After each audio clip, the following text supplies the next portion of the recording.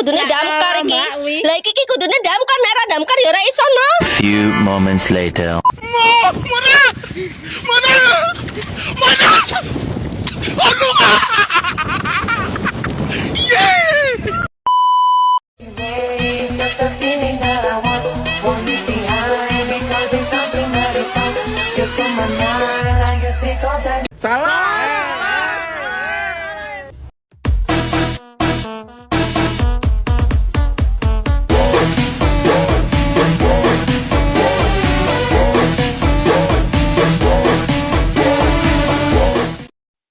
Jadi pada saat ini kita akan membahas materi tentang integrasi sosial.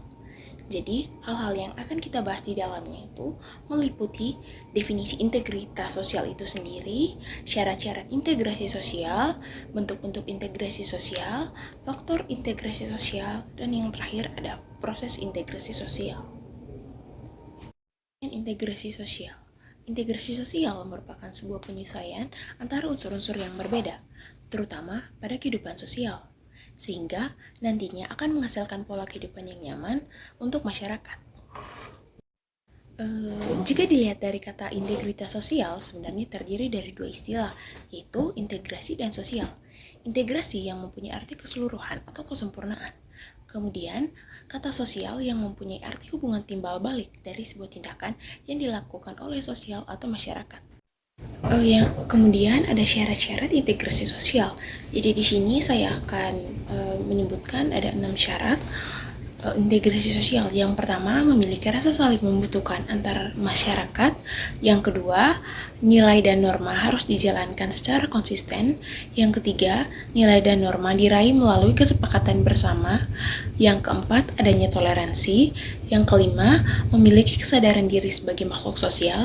Dan yang terakhir, mempunyai visi misi yang sama. Selanjutnya kita akan membahas tentang faktor pendorong integrasi sosial. Jadi di sini saya sudah menemukan 5 faktor pendorong. Yang pertama ada homogenitas kelompok, yang kedua ada jumlah anggota, yang ketiga ada mobilitas geografis, yang keempat ada efektivitas komunikasi, dan yang terakhir ada sikap toleransi dan saling membutuhkan. Selanjutnya kita akan membahas tentang bentuk-bentuk dari integrasi sosial. Yang pertama, ada integrasi normatif. Integrasi normatif ini merupakan bentuk integrasi yang saat ini dapat diartikan sebagai integrasi yang terjadi karena adanya norma dan nilai yang berlaku di masyarakat tersebut. Norma adalah suatu hal yang bisa mempersatukan masyarakat meski mereka memiliki latar belakang yang berbeda. Misalnya, warga Indonesia dipersatukan dengan sebuah prinsip yang kita sebut sebagai Bhinneka Tunggal Ika. Bentuk yang kedua ada integrasi fungsional. Integrasi ini muncul karena adanya fungsi-fungsi tertentu yang ada di dalam masyarakat. Kemudian integrasi tersebut dapat terjadi jika kita mengedepankan fungsi tersebut yang berasal dari masing-masing anggota. Ya, misalnya Indonesia terdiri dari berbagai macam suku, agama, dan ras. Bentuk yang ketiga adalah integrasi koersif. Integrasi koersif ini merupakan bentuk integrasi yang tercipta karena adanya kekuasaan yang dimiliki penguasa. Itu artinya penguasa akan menerapkan cara-cara kekerasan atau disebut juga dengan koersif. Misalnya, para pendemo berhenti rusuh ketika polisi menyemprotkan gas air mata kepada kerumunannya. Itu adalah salah satu contoh bentuk dari integrasi koersif.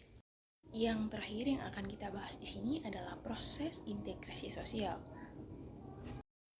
Yang pertama ada akulturasi. Nah, akulturasi ini merupakan sebuah proses sosial yang terjadi jika masyarakat yang memiliki kebudayaan tertentu dihadapkan dengan kebudayaan yang berbeda atau asing.